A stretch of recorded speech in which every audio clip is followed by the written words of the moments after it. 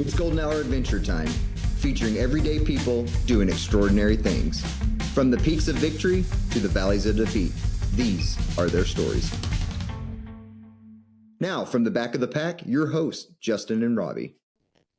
Well, that's pretty delayed. I've never hit start before. That was weird. Anyways, here we are. Countdown went from like 5 to live. I just got one, so.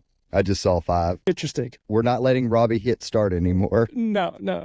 Take the One controls away time we from let me. him hit it, he screws it up. Got so excited to hit start and I screwed it up. Well, here we are for another podcast, Golden Hour Adventures. Yeah. How's it going, Justin? It's going good, man. It's actually going really well. Yeah. Saw that you got some runs in. Yeah, I went to Brooks Hype Fest last weekend down in Chicago.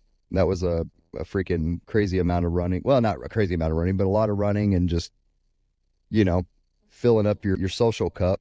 And so I'm sure we'll have a podcast later on that one, or maybe it comes before this one. I don't know. We'll see what happens. But yeah, and then probably back up to about 35, 40 miles per week. So Nice. nothing too extreme, but not too bad. I got the Equinox marathon next weekend, so Oh, nice. on actual Equinox, so that'll be fun.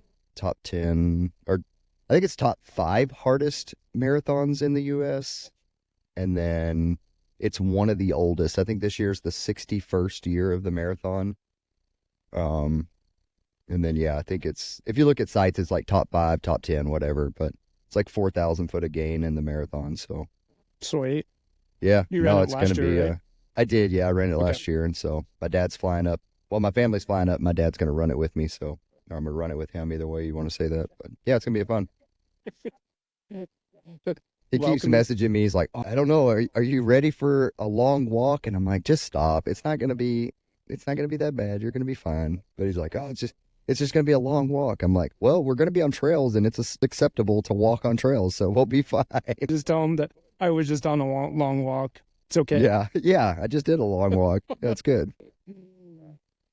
Well, I was off to a little bit of a start of running, then I got sick. Oh yeah. Yeah, how many days were you down for that? Got sick on Friday, and probably yesterday I started feeling about 90%. Oh, okay. So So you still haven't gone out yet? I'm gonna go out tomorrow. So Okay. All right. go out with start a bang or do a 12-miler. Yeah, nothing wrong with it. Hey, one time I had COVID.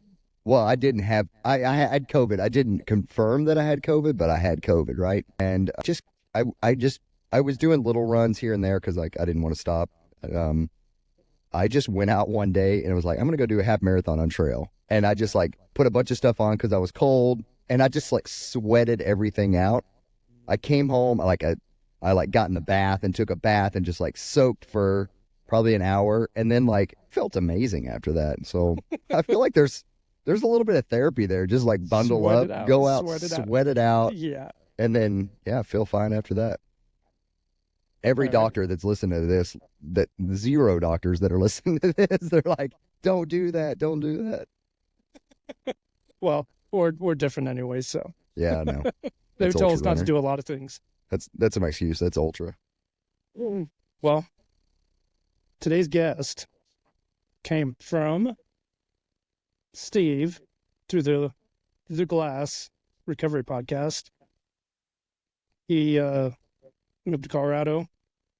He enrolled in college, and I get a text from him, and he says, "I'm sitting next to this guy in class that just did some epic shit over the summer. He could be a good potential podcast guest for you." I said, "Send me his information." So we have him. I can't wait to hear the story. Welcome to the podcast, Mark Martin. Thank you. Yeah. So I don't think Steve even knew what I did, but he saw I was hurting.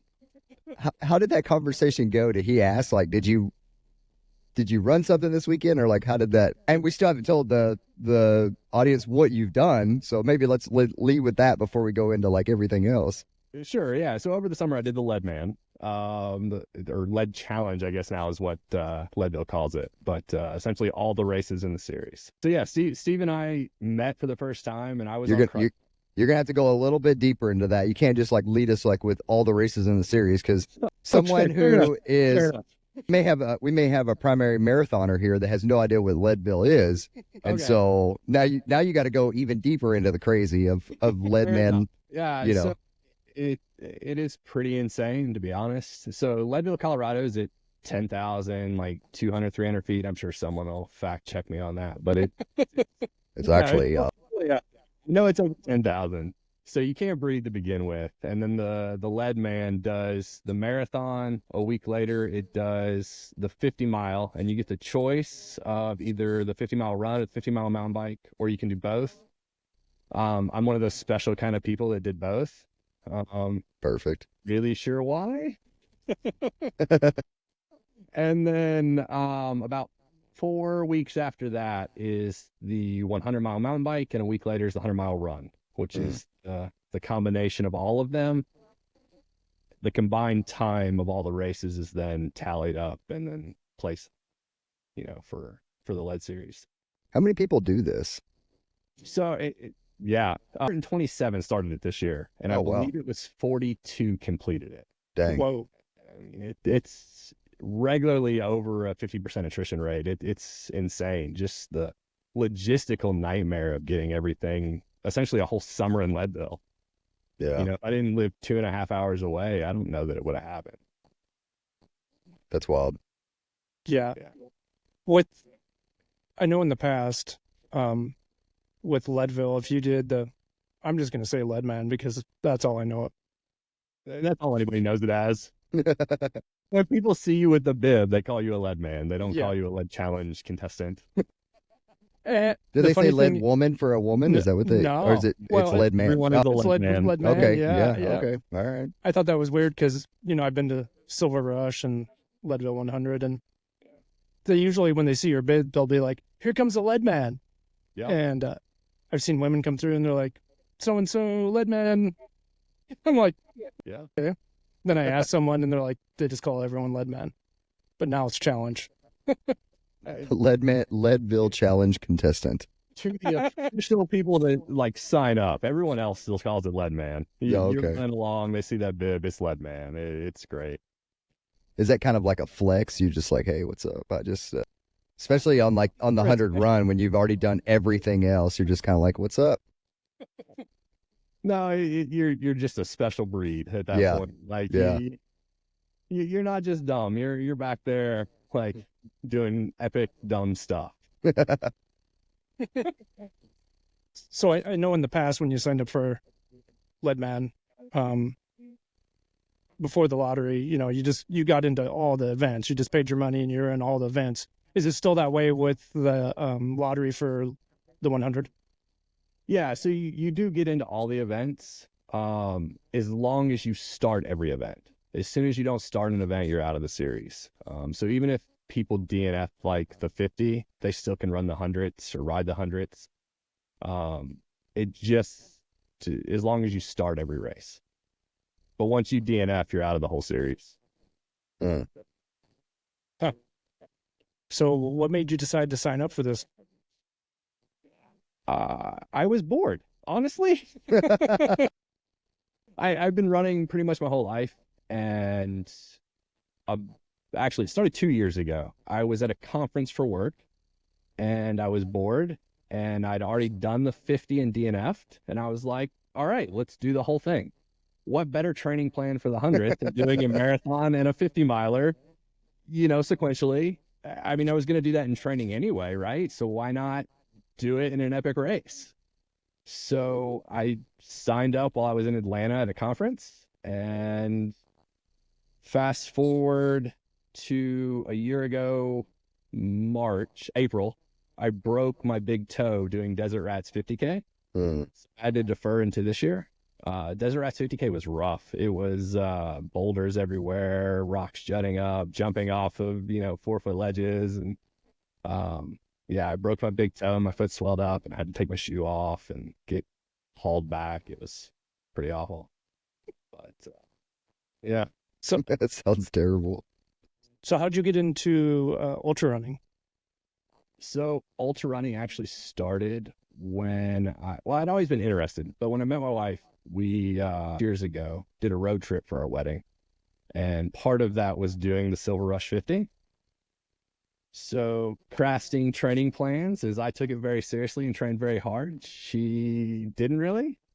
I got altitude sickness and DNF'd. She finished and has had that on me for years. She was not shy about bringing it up. I mean, it Oh was my gosh. race. That's awesome.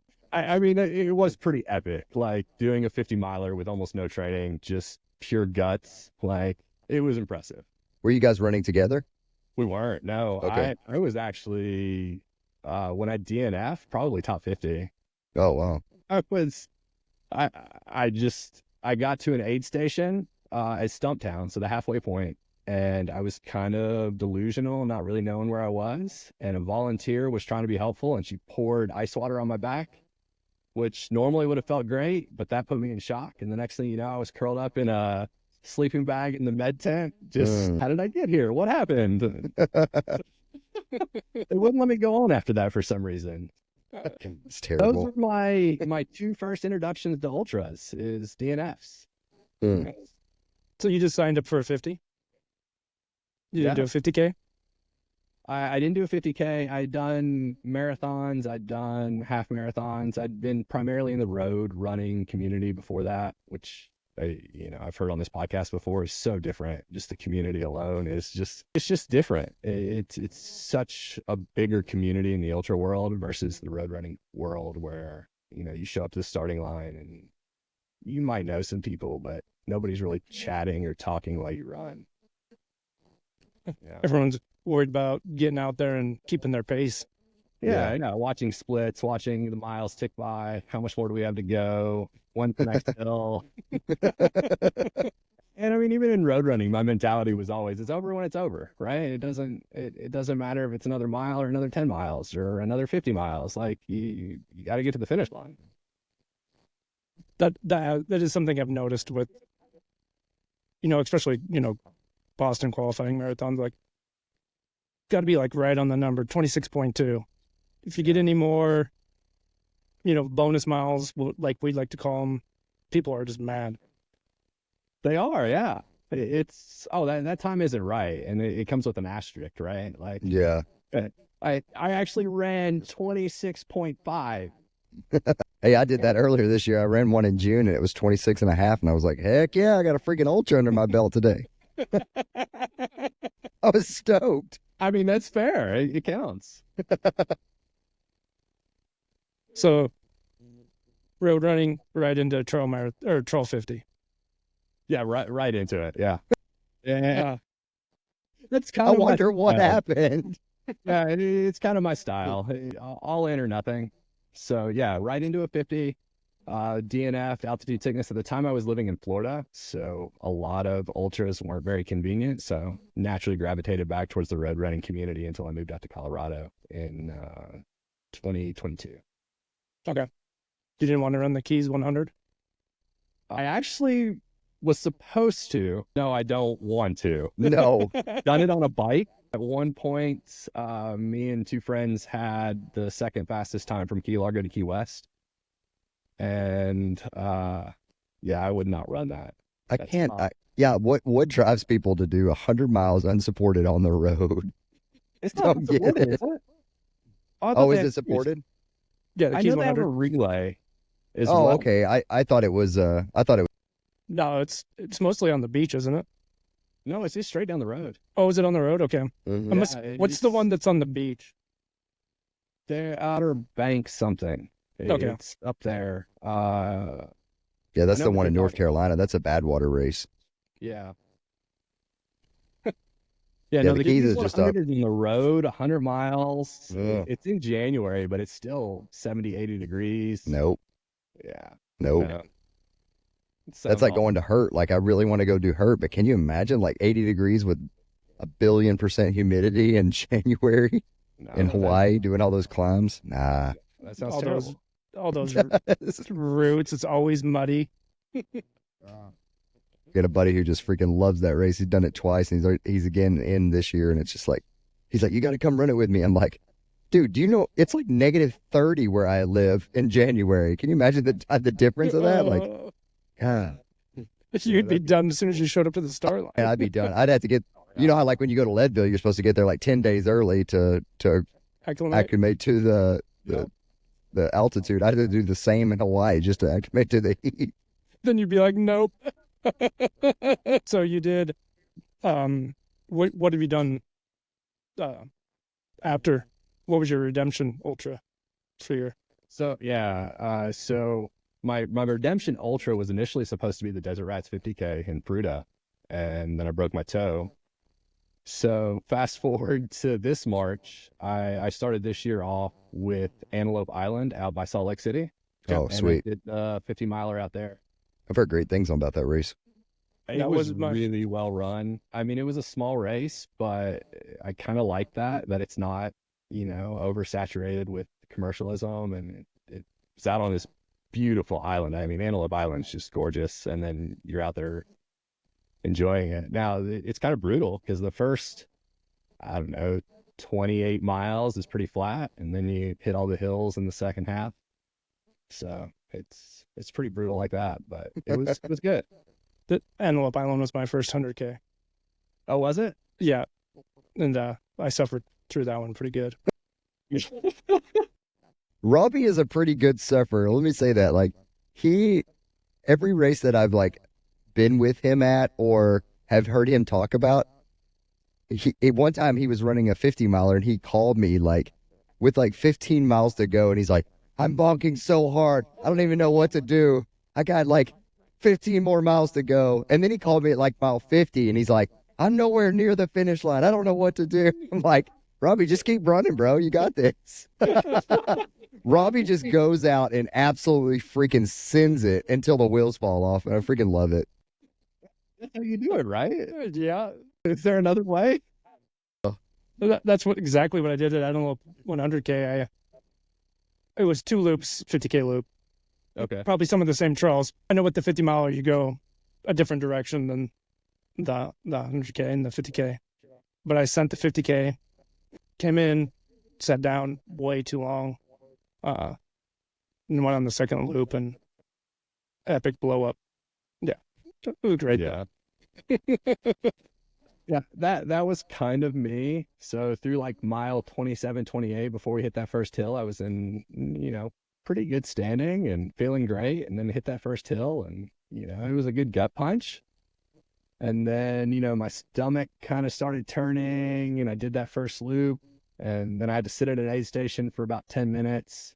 And after that, it was run, walk the rest of the way. But still, I got the first one under my belt. That way I could, put that behind me and move on to the Leadman.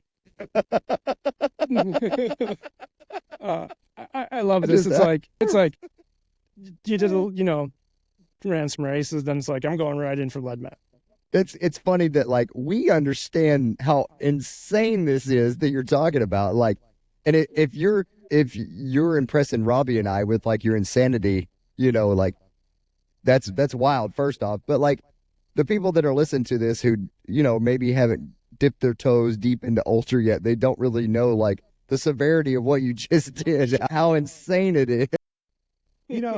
I think that's something I didn't even realize, like the cumulative fatigue of the entire summer at elevation, the entire summer doing ultra after ultra after ultra. Yeah. It did add up over time. And actually I left out a race too. There's a cruel trick in there. Right after the 100-mile mountain bike, the next morning you have to get up and do a 10K. I remember that. Yeah, you do have to do the 10K. That is the coolest thing they do to you. That's after the 50-mile or the 100-mile? That's after the 100-mile mountain bike. So your quads are shot, your hamstrings are shot. You've been training for ultras, and you got to get up and try and run a 10K. Is there a cutoff? It was the most painful one of the races. Oh my God. That's funny. Yeah. Out of all of them, the 10K is the hardest one. Well, then within less than a week, you got to show up to do the 100-mile. Yeah. Yeah. There's really no respite all summer. It's just punch after punch, and you just roll with it. And you did the Silver Rush, then the 50 mountain bike. What do they call Yeah. that when you do both of those? The Silver King? The Silver King and Queen. Yeah.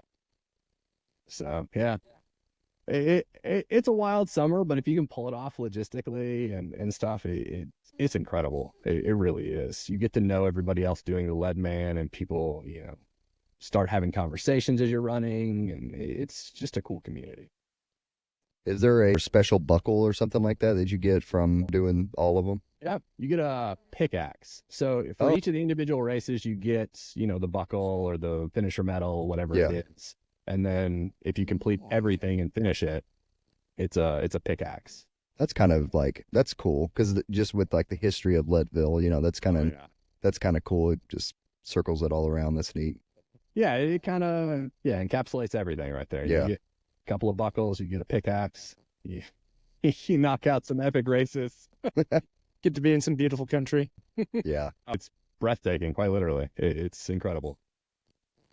So tell us about, they call it the heavy, isn't that, no, that's the heavy half. The heavy marathon. Heavy half trail marathon or something. Heavy along half those trail lines. marathon. Yeah.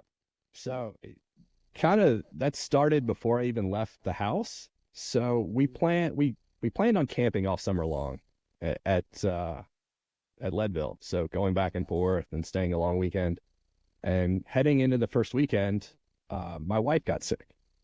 So now I don't have a crew. I don't have anybody going with me. It's just me.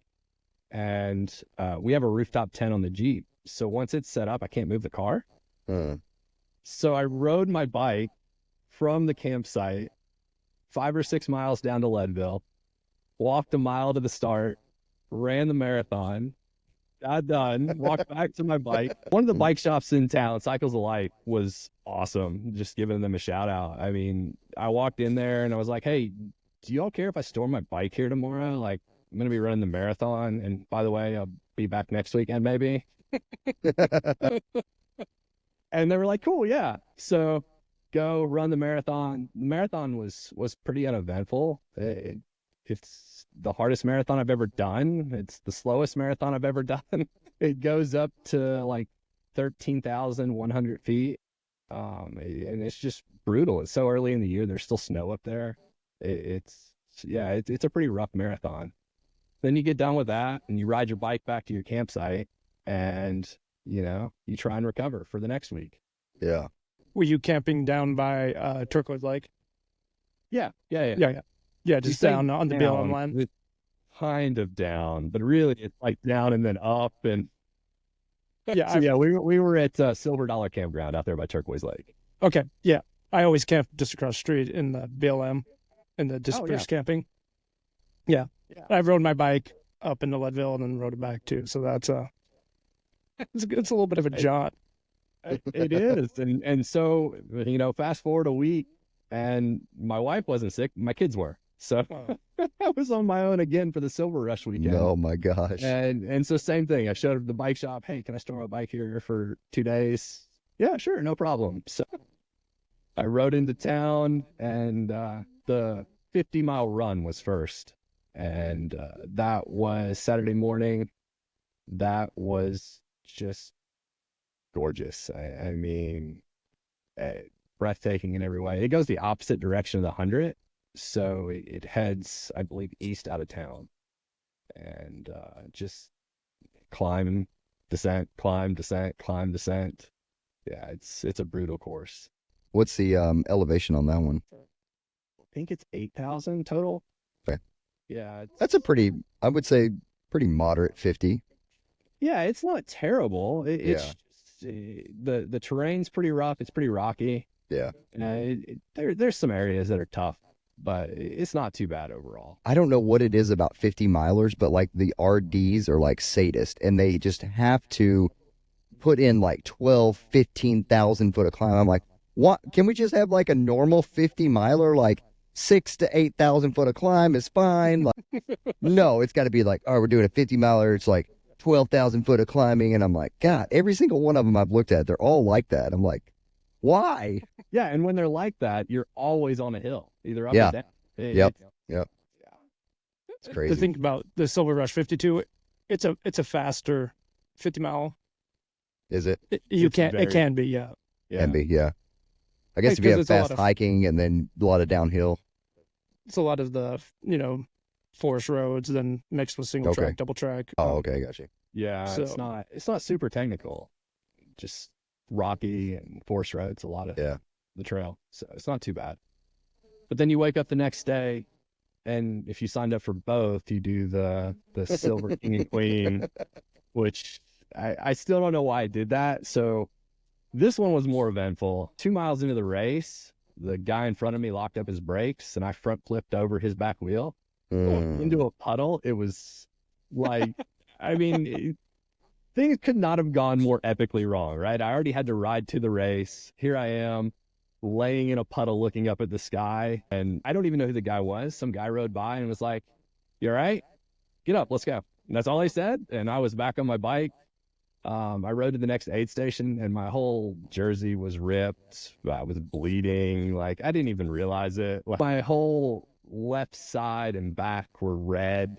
I mean, I had road rash all the way down my left arm, all the way down my hip. I had torn my bibs. I had torn my jersey. It was, somehow my bike didn't get a scratch. So I got to the aid station. The medic checked me out, and he was like, "I think it's just road rash. As long as you'll get checked out at the end, you're good to go." So Nice. yeah, it wasn't too bad. I mean, I hurt for a while after that, Oh, yeah, I can bruised assume. and tore up, but I was able to finish. It was slower than I anticipated, and but what do you do? It's a summer of ultra. Stuff's gonna happen. Yeah. Then you had to ride back to camp. I did. That was a slow, long ride. Because that hill up to Turquoise Lake is pretty brutal after a weekend of a 50-mile run and a 50-mile mountain bike race. Yeah, I can only imagine. Yeah, rode back up the Silver Dollar and tried to get some sleep. Did you go back through town, or did you go the back way up to the county road? No, I went the back way. I didn't have to go. There's all the way that hill back. right there after the finish too. Yeah, no, there is. Yeah, that's just the little one to get out of the little ditch there where the finish. Yeah, by the high school, then you get in Yeah. the downhill for a little bit, but Yeah, so they keep you suffering. sounds like it. Yeah, so then I think there's 4 weeks in between the 50s and the 100, and so I spent a week trying to recover, and then right back into it, and led into the 100-mile mountain bike race. Which How was your? I think this is a good transition point to talk about. Since we're running and riding, like, how did you balance training from riding and running, and then like what was in between the 50 milers? Because it seems like everything kind of builds up to the 50 milers. Yeah. I would assume that you peak before the 50 milers, and then you kind of just maintain in between the 50s and 100s. yeah, So like what did your training look like for this event, and then like what was the between the 50 and 100s, like what did that look like? yeah, no, that's great. So I rode 3 days a week and ran 4 days a week, and then threw in maybe a day off every other week. That was kind of the pattern I used, and if I felt fatigued, I adjusted based on how that was going. Like after the 50s, I had to take some extra time off just because of my shoulder and Yeah, of road course. rash and whatnot. But overall, it was 3 days a week of riding, and then 4 days a week of running. I wasn't hitting high mileage. It was only 40 miles a week of running, and then maybe 90, 100 miles, 150 miles of riding. Oh, okay. It was pretty mellow. And yeah, I kind of targeted peaking like right after the 50, Okay. and then just tapering into the hundreds, just kind of Okay. maintaining whatever fitness I had, because you're right. There's no way to maintain that peak, No. for an entire Well, I summer. would assume that the 50s would have been like peak. That honestly, Yeah. like that week you could have like built and peak. I mean, I don't know what you did, but that seems like, yeah, honestly seems pretty solid. So probably putting in what, like 8 to 10 hours each event type thing a week. Yeah, that sounds about right. Yeah. And they complement each other too. Like, riding complements running, running complements riding. So, I mean, yeah, the mechanics aren't there, but the endurance side of things complements each other. Well, if anything, it might have helped me stay injury free. Yeah, I true. wasn't putting in 60, 70 miles a week running. I was putting in 40, 45. Yeah. And it makes a big difference. Less wear and tear, less, abuse on the body. Using different muscles and yeah, but still putting in probably 18 hours, 20 hours a week of training. Well, something close to that. Yeah. Any like strength training or anything like that? I have not done strength training in years. Okay. In fact, I've tried to lose muscle mass for the last like 5 years. I used to be about 205. Oh, wow. And I'm finally down. When I was racing this summer, I was about 184. And I just can't lose the muscle mass. Mm-hmm. For years, I raced right at like 195, 200 even. And yeah, so I haven't lifted or done any strength training just because I've been trying to drop some of that muscle mass as I run more and more. Yeah. What did your nutrition look like for these races? I think that's what I discovered the most about myself. Prior to having to do the 50 on my own without a crew, I was so meticulous like a road runner. I mean, that's really the mentality I had. That's what I knew is, I wanted my specific brand of goos and I wanted my specific hydration and I wanted this snack that I had tried out when I was training. And what I found when I was running on my own in the 50 is I can handle eating anything. I can have whatever my body craves. And so that's what I learned. And that's what I continued using throughout the whole series is if I showed up to an aid station and I craved like potato chips and salt, that's what I ate. If I craved something sugary, that's what I got. And that was polar opposite of what I used to do, but it worked so well. It got the nutrition that my body was craving and it just seemed to work right. Yeah, no, that's good. Yeah, I'm kind of that way, like not the way you're describing. I'm the way that like everything's like kind of systematic, but I have such a sensitive stomach that I can't, if I go to an aid station and just grab something that I've like never tried before or something that like I know won't, it kind of wrecks my whole thing. So I grabbed a tiny little square peanut butter sandwich at my last race and like I was burping peanut butter for like the next 10, 15 miles. And so it's like, I have to stick to my plan because my stomach it flips so easily. And, but I'm super fascinated by the people that are like, yeah, I run on M&Ms and Snickers. And I'm like, God, I wish. Well, and see, that's the mentality I always had up until this year is like, have my nutrition. I got to have what I plan for, what I try on the long run Saturday. And then, you take all that away and you don't have that option. Well, you got to do what you got to do. And that's true. If it worked and I found out it worked, like that's what I kept replicating. I'd show up and at an aid station and just get what I want. One of my buddies ran High Lonesome, and then he just today finished Run Rabbit Run. But he, Cody from Death March, Robbie, at High Lonesome, he told me he fueled with 27 Snicker bars. Full size? Yeah, full size, 27 of them. I'm like, dude, that is insane. But I mean, it works. I didn't ask him about Run Rabbit. I'll have to ask him about Run Rabbit. But I mean, I respect the people that can do it, man. I really wish I could. I don't know if I can do 27 Snicker bars. Well, I don't know if I can do that many, but yeah, that's super impressive. But he threw down a 28-hour Run Rabbit Run, so I mean, something worked. Something, whatever he Powered did. by Snickers, yeah. Powered by Snickers. Get a sponsor. Then you do like the Death March where he turns into something else, then he has his Snickers, then he turns back into himself. That'd be good. Yeah. That'd be great. So you kind of just maintain fitness then. How would you feel about the 100-mile bike? I was nervous after going into it after having wrecked. I mean, honestly, that was one of the other things I added to my training regimen was some downhill mountain biking. So I would go a couple of times because what I was finding is I had the power to keep up, but I didn't have the technical skills. So what I would do is I'd find myself passing the other leadmen going up the hill, and then they'd pass me going down the hill, which That's interesting.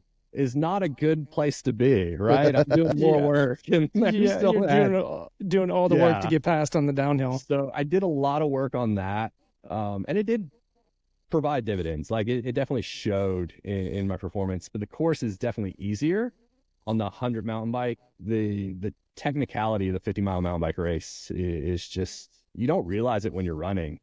but it's a pretty rough course for a mountain bike. Just Yeah. beats you up. So, yeah, I added that. Let's see. What was the other question? I'm sorry. I got sidetracked talking about downhill. No, it's all good. You said you were nervous going into it. I asked you how you felt going into the 100-mile bike. Yeah, I mean, I've rode lots of centuries, mostly on a road bike, though. And that's why I was less worried. 100 miles on a bike is way different than running 100 miles. And so I can only imagine. You know, I was much less nervous about that distance going into it. And then I had that accident and, you know, I had some road rash still. I still have some scars on my hand from it. So just going into it, I was a little apprehensive. And then it's a big race. Like, that's their biggest event. There was over 1,000 athletes at the mountain bike. I thought the run was the biggest thing too going into it's it. been the And bike for the mountain years. bike has overtaken it. But it's very crowded. It's, you know, bumping at the start. And then what really got me was when we hit Columbine, towards the top, the pros were coming down and we're all going up. And then one person, 40 people up, stops because they got cut off and they're walking. And now you can't get started again because it's a 25-degree grade. It was rough. So we ended up walking. I mean, just the line of us pushing our bike that last mile up Columbine. Mm-hmm. Is the route the same as the run?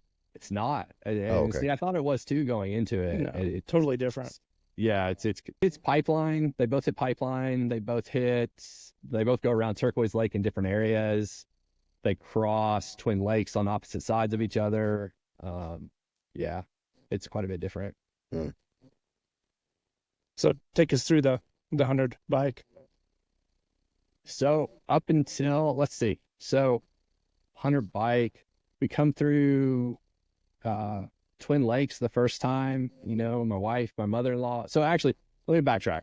My in-laws came out to crew for both the hundreds since they're only a week apart and they stayed with us for a week. So I had, you know, my wife, my mother-in-law, my stepfather-in-law, and then my kids, which my kids aren't very good for crewing yet, but they had a great time.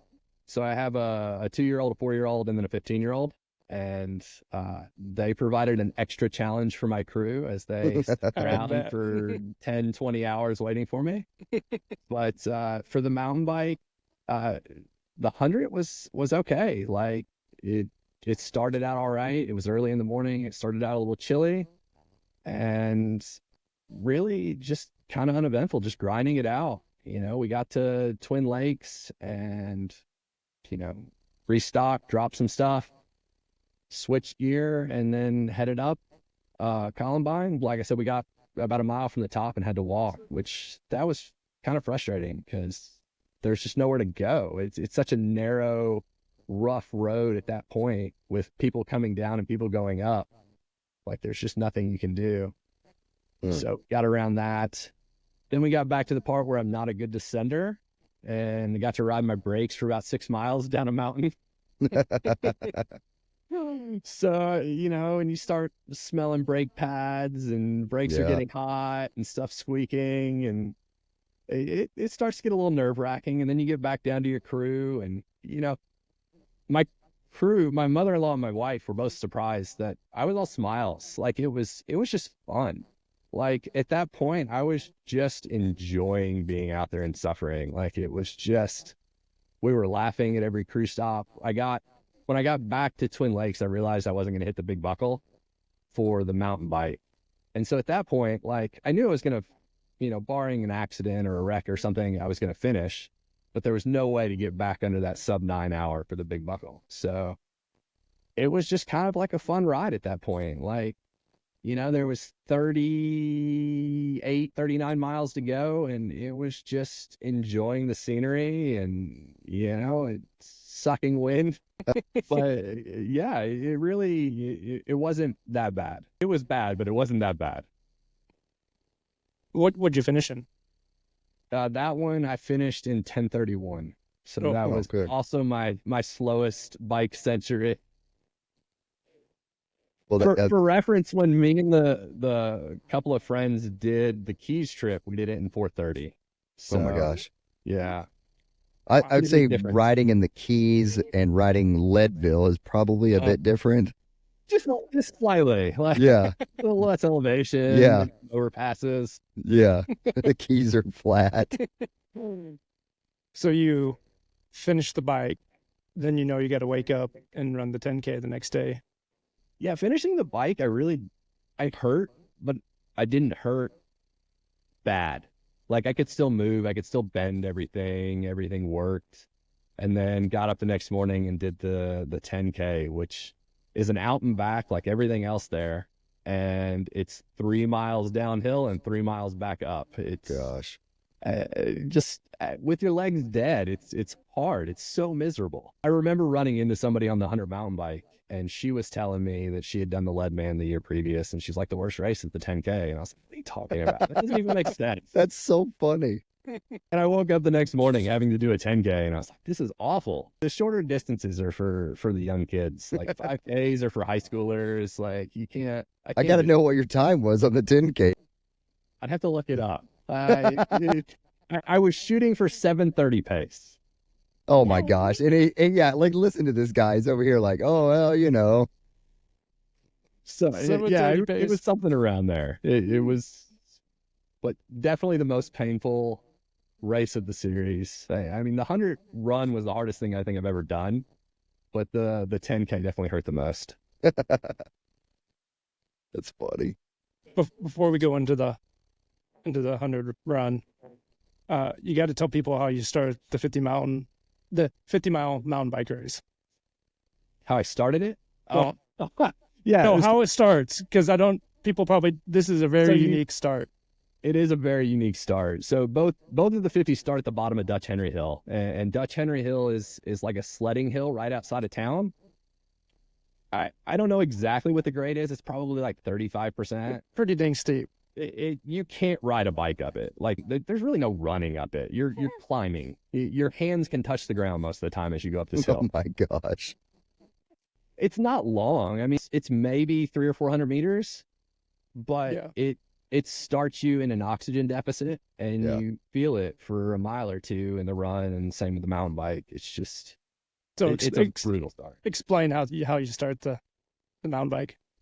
Am I missing something? I don't know. Do you still have to run up the hill, then grab your Oh, bike yeah, and get yeah, on yeah, it? yeah. You have to run up the hill. Yeah. So you start at the bottom. You have to either carry your bike or push it up the hill. Yeah. It's kind of cruel. It's super cruel. Yeah. Are your bikes at the top of the hill and you run up to it and get your bike No. or? Start at the bottom. Oh, okay. Yeah. So you're standing at the bottom. You got 400 meters to go up this 35% grade, and yeah, you're climbing with one hand. You're pushing your bike with the other. That's awesome. Then everybody gets to the top, and there's like a choke point, and so everybody's trying to jump on their bike and clip in and all that. Yep. And there's no room to do it. And then you get on a forest road, and it's 5 wide in an area that it should be 3 wide, and that's where I ended up flipping. And yeah, it's quite an entertaining start. Yeah, that's awesome. So what'd you do the week between the So The bike, my the 10 in-laws were visiting, so we were actually pretty busy. We went off-roading a little bit, hit some Jeep trails. We were gonna go camping. That was the plan, but it rained a good portion of the week. And so just in between, just kind of visiting, hanging out with family. I think I did a 3-mile run one day. The other days I just walked, just kind of rested in between, waited. Yeah. it sounds like a good plan. Yeah, it's perfect. So Saturday morning, that race starts pretty dang early, and all the stuff you got to go through to just get to the Yeah. start in town. Run us through that. Well, so even before that started, my crew was flying into town and had some work stuff come up. So their flights got rearranged. They didn't even get into Denver until 7:30 Friday night. Oh My gosh. So 7:30 Friday night, Leadville's still 2.5, 3 hours away. Like I didn't see them the night before. Oh. I didn't see them. I mean, we FaceTimed, we Zoomed, we did whatever before, like kind of getting on the same page and talking. But I didn't see them before I started the race. So I woke up, my wife stayed in bed, my part of my crew. Kurt, that's my stepfather-in-law, and he drove me down to the start line, kind of hung out with me for a little bit so I could stay warm in the car waiting. And then they saw me the first time from the campsite at Turquoise Lake. Okay. So yeah, it starts at 4 a.m. It's in the dark. You're wearing a headlamp. It is a mass start. There's no corrals like the mountain bike. So it's everybody at once. It's a downhill start. I think my first 3 miles were all 7:30, 7:40. It was stupid. And I'm telling you, I was in like 200th place. Like I wasn't even like up towards the front at 7:30. Oh my gosh. It was insane. But it starts Well, out I think David downhill. Roche maintained that the whole time. Yeah, something like 9-minute pace for the whole thing. He ran all past. Just unbelievable. But yeah, so it's a downhill start, so it's fast. It's in the dark, and then you're running around Turquoise Lake on, what would be single track, and jumping over little rocks and trying not to trip. And I've heard it called the tango line because you just kind of fall into the place that you're in. Yep. And you're stuck there. It's kind of true. Like there's really not much you can do. You're kind of stuck in that place. There's a couple of spots where you can move around a little bit, but for the most part, you're just kind of wedged in there. And that's the first like half marathon or so, because you get to May Queen, and May Queen isn't an aid station for crew in the morning anymore, but it is a neutral aid station. Yeah, they changed that this year for traffic. So it's a neutral aid station. So swung through there, got some fluids, got, some fuel, and then headed on to the next aid station, which was Outward Bound. And that's where my crew was the first time. So in between the 2 aid stations, I ran with a couple of other Leadmen. It's kind of nice. I ran with some, and that was one of the cool things about doing the Leadman is I got to know some of the other people, and we saw each other all summer, right? So we'd show up to the next race, and it's, hey man, how's it going? Like, you ready? How are you feeling? Like, what'd you do in between these two? So that was kind of nice. But so I got to Outward Bound. It warmed up a little bit. I changed shirts. Actually, I think that's all I changed there. What mile is this? That's mile 26. Yeah, somewhere right around there, 26. I should have had the map pulled up so I can tell you exactly what that'd be. The guesses are better. Right? So from there, like I said, it started warming up and really uneventful. It went great from there. So got to Twin Lakes, which is mile 32 before Twin Lakes is when I turned my ankle. And I heard a good pop in my left ankle and didn't really do anything about it. Just kind of compartmentalized that, moved on. It definitely hurt, but there was nothing that I was going to do. I wasn't going to stop. I think that was some of my wife's anxiety going into it, because she knew after I DNF'd years back and she'd given me a hard time for so long, there was no way I was going to stop on my own. So yeah, got to Twin Lakes, which is mile 38, and that's right before you start Hope Pass. So that was the first time I actually saw my pacers. I had 2 pacers, like I said, fly in, and I saw them at mile 38, and they got to mile 38 at Twin Lakes on the first shuttle going in. So, 5 minutes is all we caught each other by. I spent, 5 minutes there getting fluids, filling up, and the weather wasn't supposed to warm up, but it did. It got pretty hot. It was like high 70s, which at that elevation is pretty warm. Yeah. So going in, that started right around when I got to Hope Pass, and I ran out of water from Twin Lakes to the top of Hope Pass twice. Guys were filling up in the creek. They were finding hikers had filters to filter water if they could. It was so warm out, and that's one of the things I'm going to change in the future is getting a bigger bladder in my vest, because that really hurt me. So we got to the top of Hope Pass, got some fluids. I heard that they actually later ran out of water. I don't know if that was accurate or not, but they had fluids when I got there. Backside, I ran out of water again. So everybody's filling up in the streams. It was bad. You get to the halfway point, the best part of that aid station was one of the volunteers walked me down to the creek and was like, hey, it's 3 feet deep right there if you want to lay down for a second. Oh my gosh, that's awesome. It was the most refreshing, like brought my legs back, brought my like sanity back. It was wonderful. Like just brought my core temperature probably back down. And then it was time to turn around and head right back up, which the backside of Hope Pass is way worse than the first time you go up it. It's just much steeper. It's kind of relentless and grueling. Yeah. Now, I don't think either one of you have done Leadville, right? I haven't, no. I have ran You did the whole course except doing Hope Pass from Twin Lakes. Okay. Yeah. So The backside of Hope Pass, I think it hits 30 degrees, 31 degrees. it's a slog. It's slow. It's yeah, it's rough, and you just switch backs all the way up. Yeah. So you get to the top of Hope Pass and then back down, and then I mean that's just as scary coming down Hope Pass.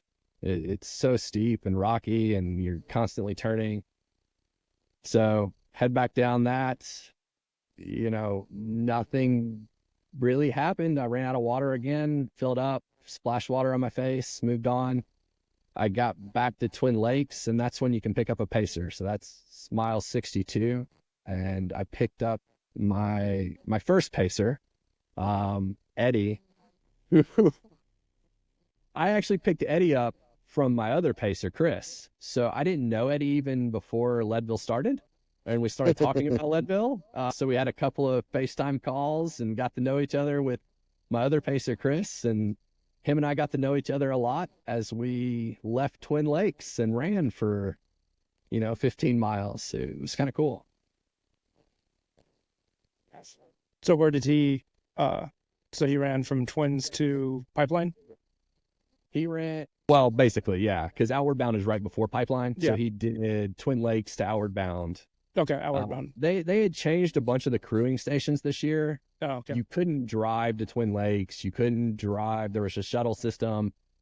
Some of the other ones that you used to be able to drive to and everybody parked at, now you had to take a shuttle. One you had to get dropped off at. You couldn't even get a shuttle to. It was a little more difficult logistically this year just because of that. It didn't hinder us in any way. Like my crew always was there and were able. I know others were worried that their crew wasn't going to make it in time. I don't know how they were. I don't know if they were on their phone talking to people or what, but I was just optimistic. Hey, they're going to be where they said they were going to be. So, but yeah, So I picked up. Sorry, Go ahead. I was going to say you picked up your next pacer at Outward Bound. Yeah, I picked up my pacer. We, leaving Twin Lakes, you immediately go uphill. That steep, rocky, nasty hill. Yes, and he had flown in from Atlanta, so Oh, no. he was still getting used to elevation. He was on that had bus. some hills, but yeah, he started right off with a kick to the gut. He right up the hill, but he ran with it. It was great. Him and I got to know each other. I'm actually going to see him here in 2 weeks in Atlanta, so I'm looking forward to that. We got to. What's the next aid station? I'm drawing a blank. After Twin Lakes, I got to the next aid station and The drank water station. Yeah, it was just a neutral aid station. Yeah.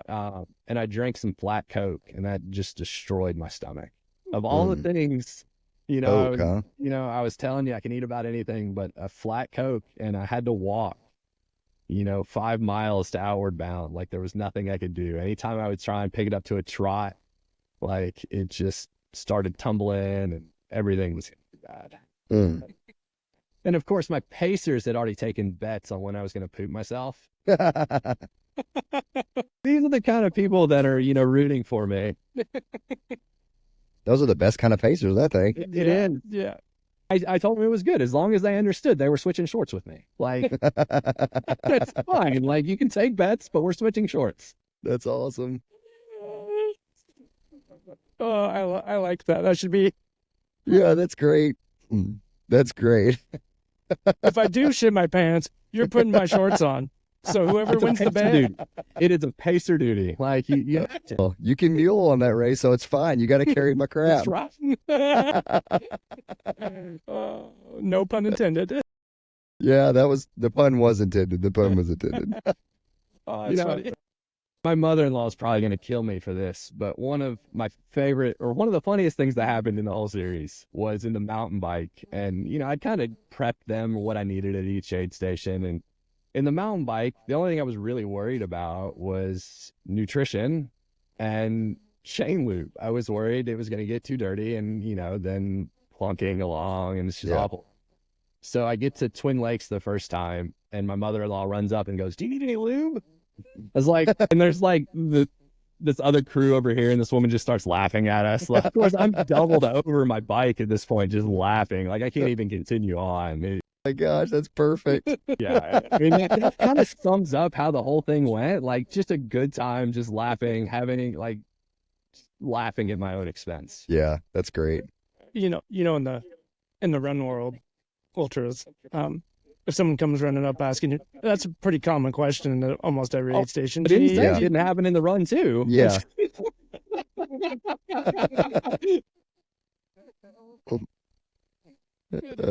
Yeah. We're definitely lube friendly around here. My favorite is when someone just grabs whatever they got for lube and then just pulls up their shorts and just starts rubbing the Yep. lube all over. No shame. Yep.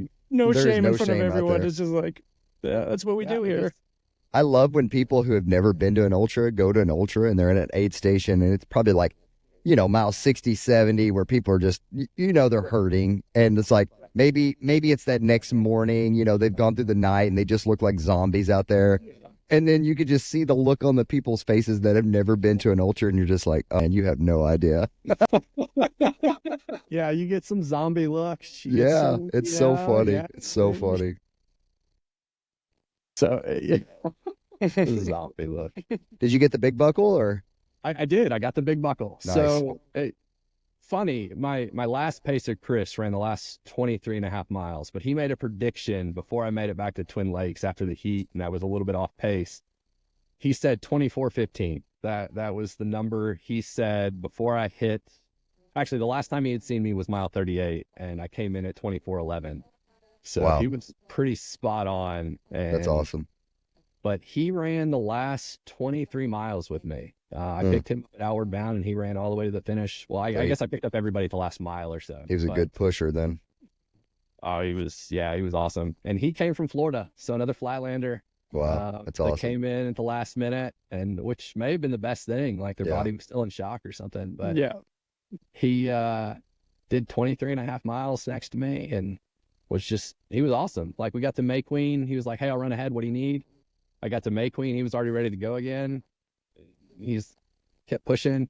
Nice. I got to a point where I was like, man, I don't know if I can run this section. I can't lift my feet high enough to get over the little rocks that are 2 inches out of the dirt. So he would scope out spots where it was smooth and, hey, let's run this downhill section smooth. We got this, and it just, I mean, honestly, like my crew, my pacers, everybody was just incredible. I couldn't have asked for anything better. I say it all the time, but it's I say it's an individual sport made possible by a team. And I've heard you say that. And I think that's I probably say it every episode, but it's the truth. But I think it's the truth, honestly. Like, I mean, you can do it by yourself, but you have support people back home that are rooting for you, so you have a team there. So you're never really doing it by yourself, even though you may be there by yourself. There's always that support crew. So. Well, yeah. I mean, like you did the math earlier, 18 hours, 20 hours a week of training? Yeah, you're dealing with that. Exactly. I do most of my training early in the morning before everybody else gets up. That's typically how I manage it and balance family life and, everything else going on, so I'm kind of a 4 a.m. wake up, out the door at 4:30, done by 6 a.m. and then everybody else in the house is getting up. So it works, I've gotten used to it and, it doesn't impact anybody else except my alarm going off. So Yeah. I have to ask, when you get back on the road after, you come off the dirt road down from turquoise, then you get back on the paved road, then you make that right after the creek. Then you get on that little road going back up towards the boulevard. How are you feeling at that point? I was in pain, like genuine, and the road becomes so unforgiving, and I was there in the dark, so there was some benefit. So I hit Outward Bound at like 9:45 at night. I think is when we left. So it really sucked for my pacer Chris, because here it was time for him to go to sleep, and he's got to start running. Meanwhile, I have no idea what time of day it is. I just know it's not light out.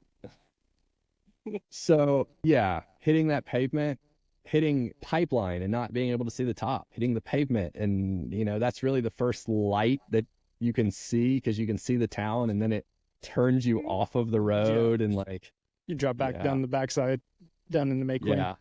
And I knew that was coming from the mountain bike, because the mountain bike does that too. But it's still like, you're not thinking straight at mile like 92, 93. You're just one foot in front of the other. So you hit the boulevard. Then, you can't really see the finish line until you get to up by the high school. Once you saw that finish line, how'd you feel? It didn't sink in, and it sunk in.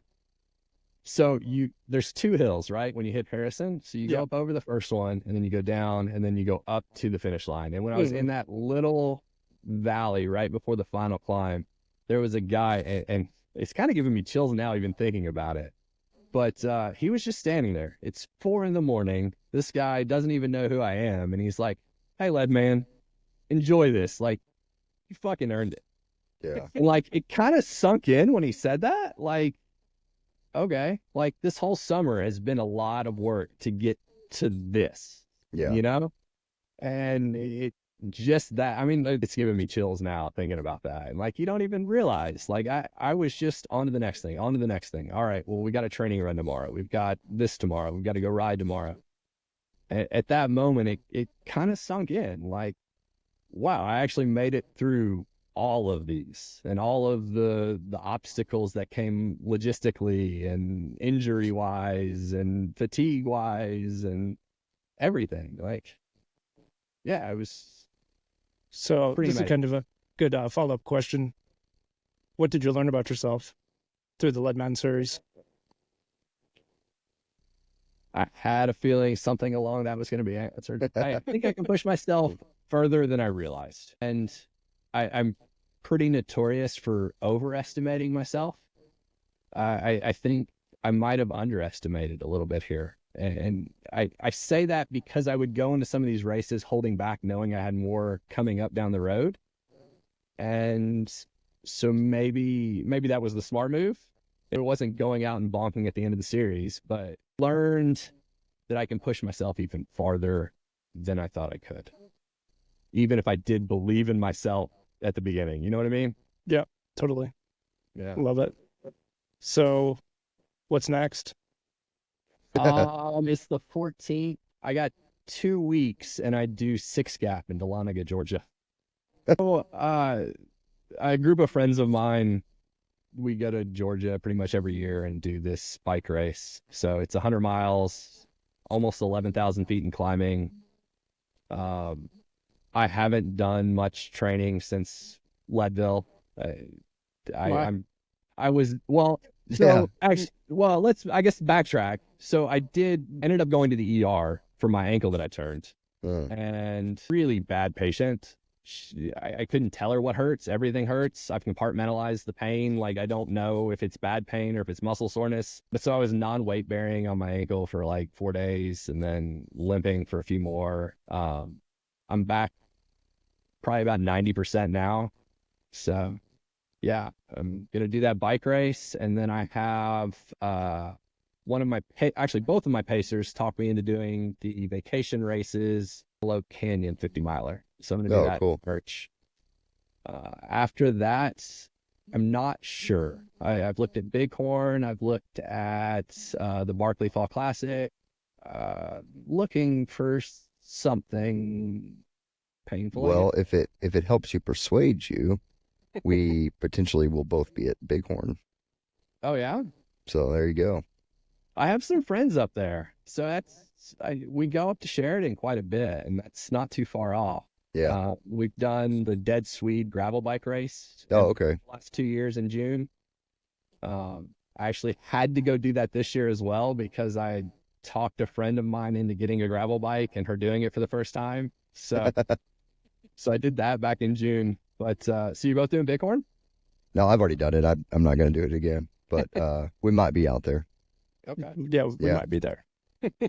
It's a good race. Yeah. It's a good race. It looked like a good race. Yeah, I've it heard is. lots of good things about it. I've heard it's well run, and that's really well run. I think is the key. And I heard you guys Yeah. talk about that the other day. But it Yeah, makes I such a think big difference. it really does, like a race. And I think I've been spoiled. I've run one race that was not ran very well, and unfortunately it was my one of my first races that I did. So I had a support crew, and so that kind of made up for it. But I feel sorry for the people that come out and, you know, run a race solo that is not well supported, you know, or not run very well. And so it's aggravating. And so I've been lucky. The rest of the races that I've done have been phenomenal races and no complaints, but I know I'm due. It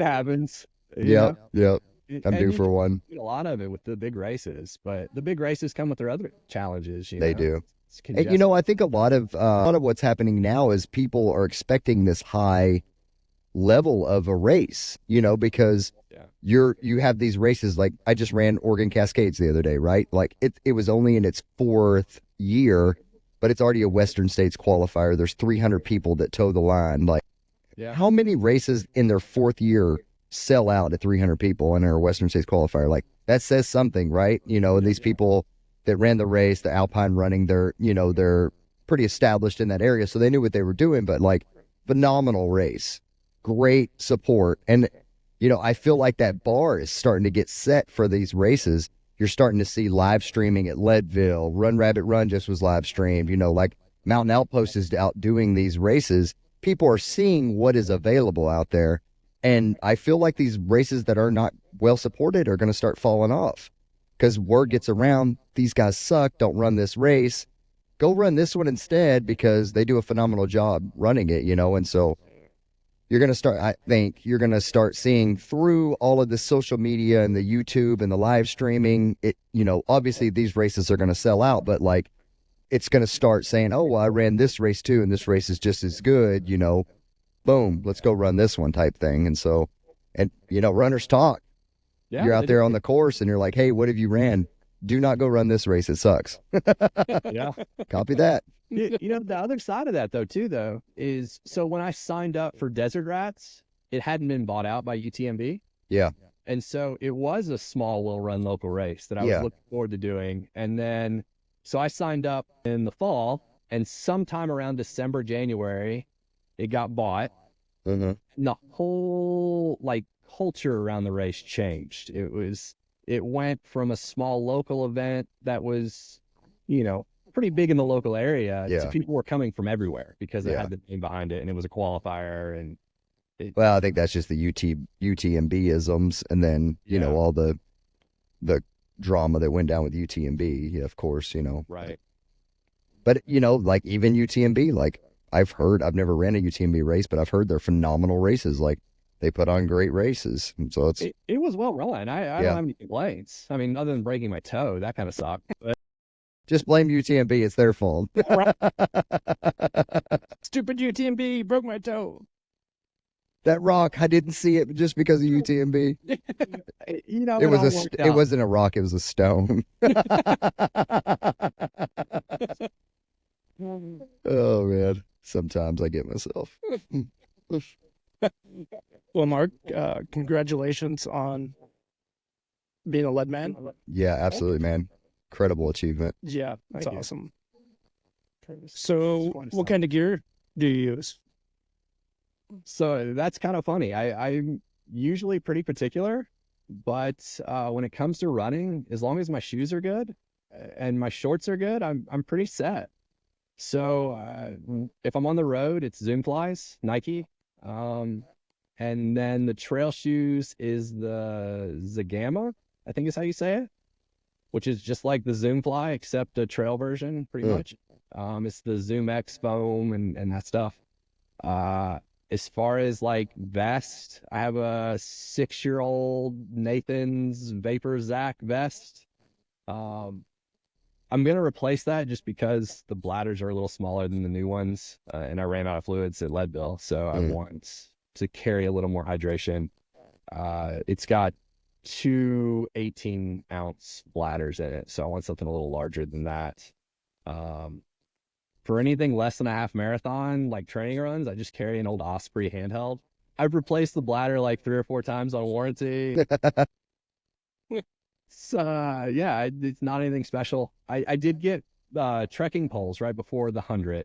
That was one of the things I realized in the 50 that some of the hills were so steep that the poles were an advantage. Yeah. So I got some of the Black Diamond Distance carbons. Yeah. So I actually got those just about in between the mountain bike and the 100 run. And so the one training run I did, I carried those and I picked those up in Twin Lakes just before Hope Pass. I don't know that I would have finished without those. They were a game changer at Leadville. They really are. Like, yeah, for climbing, they're incredible. Yeah. One of my pacers bought some right after the race. Yeah, I mean, they're awesome. Let's see what else. A Garmin.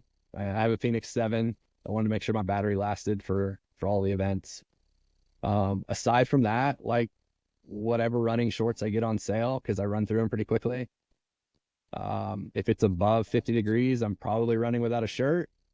Other than that, like I'm like a shirtless runner to a thermal long sleeve. Nothing in between.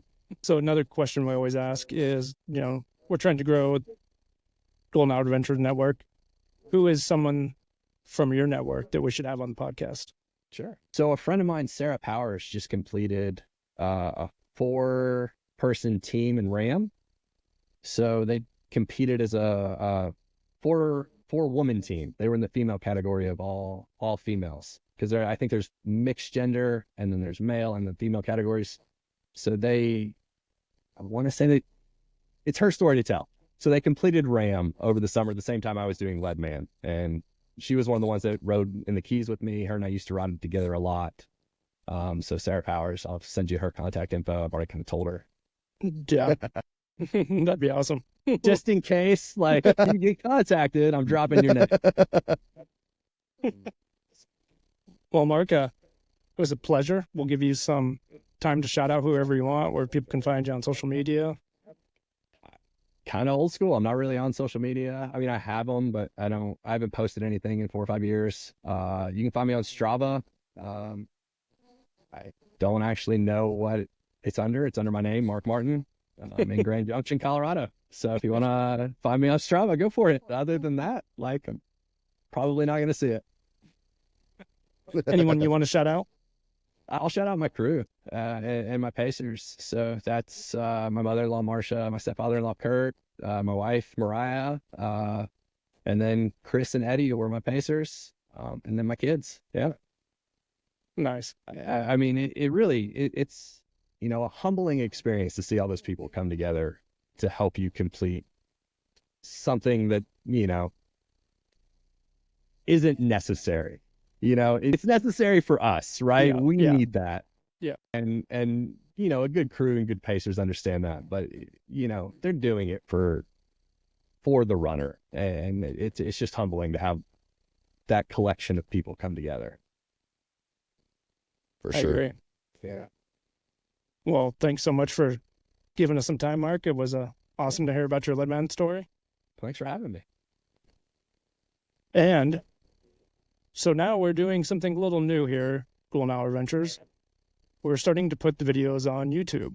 So if you want to see the behind the scenes when we're talking to the guest and what Justin and I do with our arms. Yeah, because I wave my arms. I don't understand. Robbie said we're doing something new, and I was like, wait, what are we doing? But YouTube, Golden Hour Adventures, we'd love it if you watch some of these, or if not, definitely. whatever. Well, I mean, I told you guys, I've started listening to it. So, I mean, I'm definitely a podcast listener when I run. So, Yeah. Yeah. Awesome. Well, thanks again. Yeah. Thanks for having me. Got anything, Justin? If you like Mark's podcast, please leave us a review on any platform that you listen to. Spotify. We're not on Google anymore because Google doesn't exist because they're lame. Apple Music, whatever the freaking platform is, leave us a review. It helps get Mark's podcast out there to more people. It helps get all the other podcasts out to more people. Leave us a review. Leave us a comment on Mark's Instagram post, and we'll see you on the trails.